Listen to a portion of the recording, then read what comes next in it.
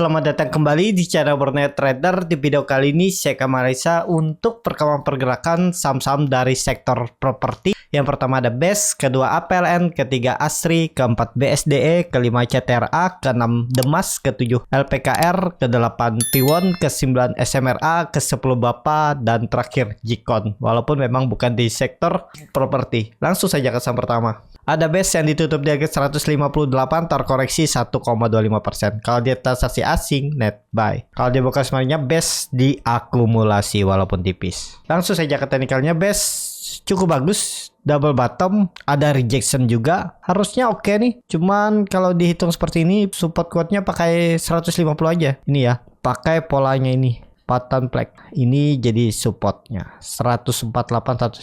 Dan kalau dilihat lebih panjang memang area 157 156 itu adalah neckline double bottomnya. Tapi Bapak Ibu bisa kasih toleransi sampai 150 ya. Jadi misalnya BES ternyata jebol melanjutkan penurunan, ya area entry yang menarik tuh di area ini 152 sampai 150 itu. Jadi biar stop lossnya lebih kecil. Tapi kalau Bapak Ibu sudah ada entry di area atas juga nggak masalah. Yang penting BES itu jangan turun lagi dari 150.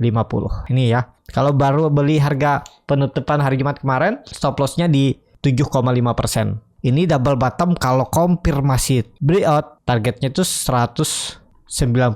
Bahkan ya bisa perubahan fraksi harga 200. Tapi minimal dulu aja lah 186 190 ini arah untuk BES. Jadi oke ya BES. Kelihatan volume juga meningkat. Berarti ada buying power dan mestinya lanjut. Dan konfirmasi seperti ini nih, BES tuh semestinya nggak turun lagi dari 149 150 itu. Itu aja kunci BES seminggu bahkan sebulan ke depan. Kalau memang mau uptrend harusnya di atas 150 pergerakannya ya lo ya. Nggak boleh turun di bawah itu. Tapi ini kembali lagi disclaimer on. Seperti itu untuk BES. Langsung saja ke saham selanjutnya. Ada PLN yang ditutup di harga 138 sama harga penutupan hari sebelumnya. Kalau dia transaksi asing, net sell. Kalau dia buka sebenarnya APLN hampir sama antara akumulasi dan distribusi. Langsung saja ke teknikalnya. APLN cuman di area pucuk ya. Dia itu lagi mencoba menembus resisten 140-nya. Itu area range konsolidasinya juga. Kalau tembus siap-siap mencoba baru awal uptrendnya. Ya, tunggu tembus 140 142. Ini kan dia baru mematahkan trend downtrend. Cuman belum kuat naik aja. Momentumnya 142 tembus awal uptrend, targetnya 10% ada peluang ke sana 160 untuk APLN. Jadi oke juga nih APLN, cuman kalau baru balik harga sekarang yang penting siap stop loss di bawah 127 dengan kondisi seperti ini. Memang harga-harga nanggung ya seperti ini. Seperti itu untuk APLN. Langsung saja ke saham selanjutnya. Ada ASRI yang ditutup di harga 180 sama harga penutupan hari sebelumnya. Kalau transaksi asing, net buy. Kalau dia buka sebenarnya ASRI diakumulasi walaupun tipis. Langsung saja ke teknikalnya. Untuk ASRI lagi di area resisten 180 182 ya, ini area pucuk. Kalau dilihat pergerakannya kurang oke ya. Volumenya kadang muncul kadang enggak. Tapi ya seperti ini Bapak Ibu tetap pakai aja 170. Itu support kuat yang harus dijaga. Memang kalau baru beli harga sekarang tuh kurang ideal. Ya tergantung masing-masing. Kalau berminat ya boleh-boleh juga ya. Belum pasti juga dia turun. Bisa jadi langsung tembus ke atas. Targetnya kalau dia tembus 184-nya itu tutup di atas 184, arahnya 200. Potensi upside-nya bisa 8-9% lagi untuk ASRI. Seperti itu untuk ASRI. 180 itu resisten semenjak September 2022 ya. Itu gagal terus ditembus. Kalau tembus sih bagus untuk ASRI. Lanjut 200 potensi arah ASRI. Semoga aja seminggu ke depan. Kalau ada yang punya dari bawah, follow the trend aja selama di atas 180.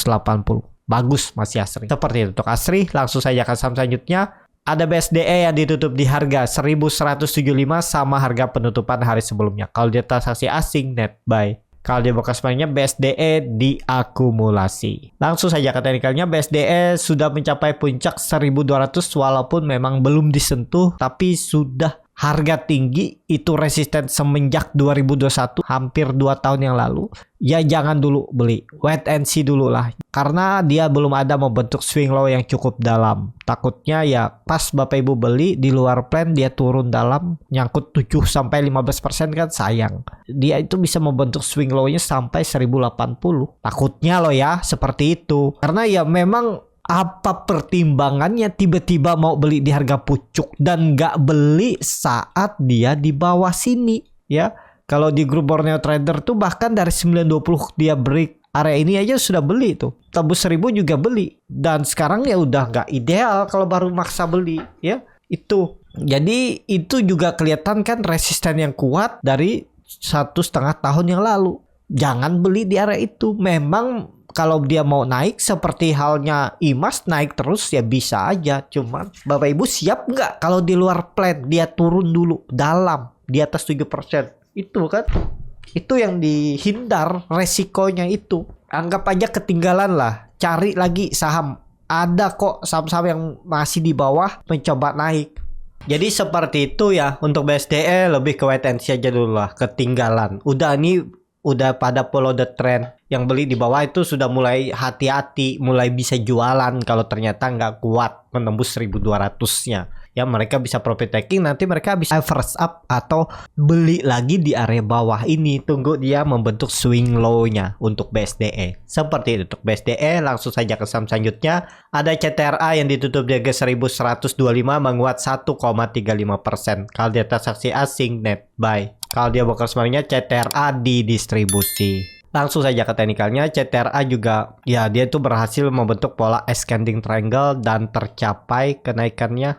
Walaupun memang belum sampai tapi ya sudah di area resisten 1100. Naik lebih tinggi ada peluang kalau ditarik tren dari semenjak apa nih? Maret 2021, 2 tahun yang lalu. Nah, ini udah ditembus ya. Kalau dia membentuk swing low-nya, ya kalau misalnya dia false break ya mestinya koreksinya nggak lebih dari 1000. 1050 itu untuk CTRA. Di grup Borneo Trader juga CTRA itu udah beli dari 970, 980 ini di area bawah ini udah follow the trend, udah 10%-an lebih profitnya ya. Beli itu saat konsolidasi seperti ini kan kelihatan dia konsol nggak membentuk lower low, nekat aja beli. Apalagi dia terus membentuk higher low, pelan-pelan naik, tinggal tunggu tembus 1010, 1020 rally. Jadi seperti itu untuk CTRA. Kondisi seperti ini lebih ke wait and see dulu lah. Harganya nanggung kalau baru mau beli, takutnya ya turun dulu kan sayang. Kalau dilihat dari candle mingguannya yang bagus, candlenya volumenya besar dan dia berhasil break area resisten 1080, 1100. Valid nggak breakout? Ya itu. Kondisi seperti ini baru satu candle, takutnya false break, koreksi dulu baru ditarik naik lagi mungkin 2 minggu ke depannya atau 1 minggu ke depan. Nah, seperti itu. Untuk CTRA lebih ke wait and see yang belum punya. Langsung saja ke saham selanjutnya. Ada Demas yang ditutup di harga 168 sama harga penutupan hari sebelumnya. Kalau dia transaksi asing net buy. Kalau dia broker semuanya Demas diakumulasi. Langsung saja ke teknikalnya. Untuk Demas kondisi seperti ini lagi konsolidasi. Nah, kalau Bapak Ibu yang mau seperti ini akan sabar menunggu supportnya di 165. Jebol itu tinggalin aja. Cuman konsolidasinya ini kurang oke ya. Kenapa? Dia itu terus membentuk juga lower high. Tapi memang nggak membentuk lower low. Itu aja keuntungannya. Harga-harga nanggung. Kalau saya seperti ini ya lebih baik saya wait and see dulu ya. Karena indikasinya juga konsolidasinya kurang oke, tapi kalau melihat sektor properti yang rata-rata ditarik naik ya tinggal nunggu aja, siapa tahu giliran nanti minggu depan ditarik. Kalau dilihat volume mulai meningkat ya 3 minggu. Momentumnya mungkin minggu ini harus rebound, dan kalau mau beli ya stop loss kalau dia tutup di 165 ke bawah. Itu pertimbangkan stop loss saja dulu kalau dia turun dari itu. Jadi seperti itu. Untuk Demas langsung saja ke saham selanjutnya. Ada LPKR yang ditutup di harga 102 sama harga penutupan hari sebelumnya. Kalau dia transaksi asing net sell. Kalau dia broker semuanya LPKR diakumulasi. Langsung saja ke teknikalnya. LPKR cukup luar biasa nih. Perkiraan saya di 88 dia mantul. Ternyata di 80, di bawahnya turun 10% lagi. Saya juga cut loss waktu itu, tapi untungnya dapat di saham yang lain ya, bisa gantinya ya nggak masalah. Karena memang trading plan saya kalau dia gagal bertahan di atas 88, saya out. Walaupun memang 80 itu kan biasa angka psikologis yang berpotensi mantul, tapi saya out dulu aja karena masih belum pasti juga kan, nunggunya lama. Ternyata naiknya cepat. Namanya trading seperti itu, nggak boleh menyesal karena sudah punya plan. Sesuaikan plan. Kalau ternyata setelah cut loss dia cepat naiknya, ya udah ya. Karena kalau Bapak Ibu menyesal, itu akan mengganggu psikologis Bapak Ibu ke depannya. Nanti itu akan ketemu saham seperti ini. Dulu saya cut loss dia naik cepet, tahan ternyata nggak sesuai plan, dia nggak mantul-mantul, terus turun. Yang itu yang dihindari. Yang seperti ini kan sering saya bilang, dari 10 kali turun support mantul itu cuma 3 yang seperti ini. 7 kalinya tuh turun lebih dalam. Saya tetap lebih memilih yang cut loss dulu karena belum pasti nantinya itu naik enggaknya. Ya, karena sudah sesuai plan harus cut loss kalau dia jebol 88. Di 87 saya cut loss. Seperti itu ya. Namanya trading ya seperti itu. Nggak mungkin sempurna. Kalau terus menyesal pasti banyak nyangkutnya ya. Ikutin aja trading plan-nya. Seperti itu. Untuk LPKR kalau kondisi seperti ini sudah di atas 100 harusnya sudah oke, apalagi volume mulai meningkat. Level psikologis support harus dijaga 100 sampai 98, jebol itu mungkin konsolidasi di bawah lagi atau di sini di 100 sampai 90. Saya sih tetap out dulu kalau misalnya ada beli di 100 kalau jebol itu ya, tapi tergantung masing-masing lah. Kalau dilihat dia sudah membentuk higher high, 2 higher high dan 1 higher low. Jadi mungkin akan membentuk higher low satu lagi ya, di mana dia membentuknya. Harusnya nggak lebih dari 97-98 itu lebih bagus untuk LPKR. Tapi namanya saham repo tuh susah dia ikutin ya. Seperti itu perkiraan saya juga waktu itu mantul, ternyata diturunin lagi 10% baru dipantulin. Nah, seperti itu ya untuk LPKR. Langsung saja ke saham selanjutnya. Ada P1 yang ditutup di harga 486, tar koreksi 0,4%. Kalau dia transaksi asing net buy. Kalau di bawah semuanya P1 diakumulasi. Langsung saja ke teknikalnya. P1 lagi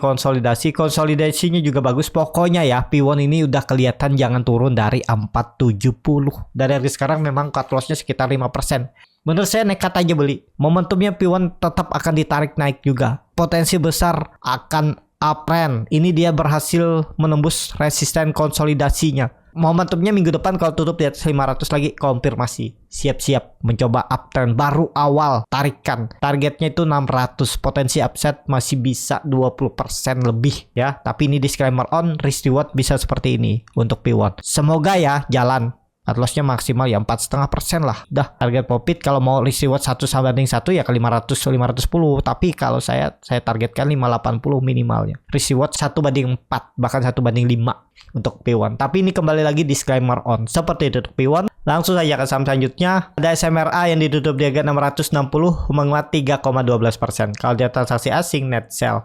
Kalau di bakar sebaliknya SMRA diakumulasi.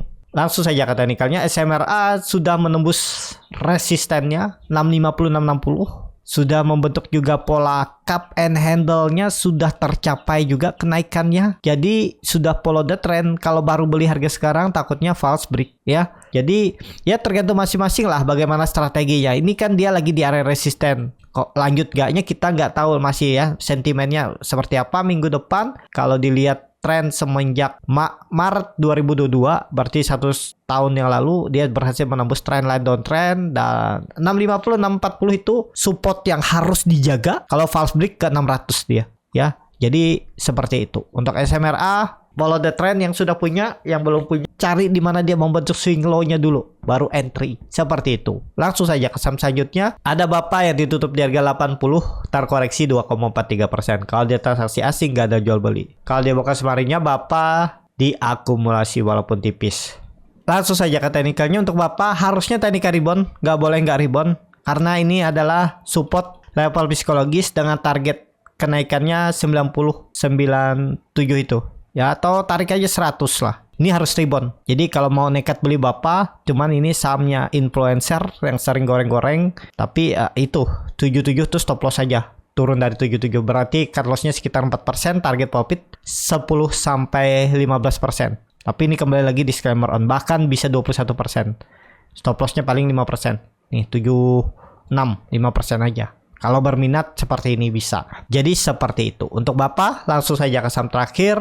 Ada Gcon yang ditutup di harga 116, terkoreksi 1,69%. Kalau di transaksi asing, net buy. Kalau di broker semuanya, Gcon diakumulasi walaupun tipis. Langsung saja ke teknikalnya, Gcon sudah kurang oke karena sudah tembus 120, harusnya dijaga kecuali Senin besok langsung rebound lagi kembali ke atas 120. Tapi kalau lanjut turun, targetnya kemana? 104 lah. Support kuat semenjak Januari 2023. Karena ini akan diujinya. Cuman dia sudah membentuk swing low atau higher low. Ini ada pola cup and handle nih. Bisa arahnya tadi 100 kecuali ya minggu depan balik ke atas 120 untuk Gcon. Seperti itu. Cukup sampai di sini video kali ini. Terima kasih untuk Bapak Ibu dan teman-teman yang sudah menonton video ini sampai selesai.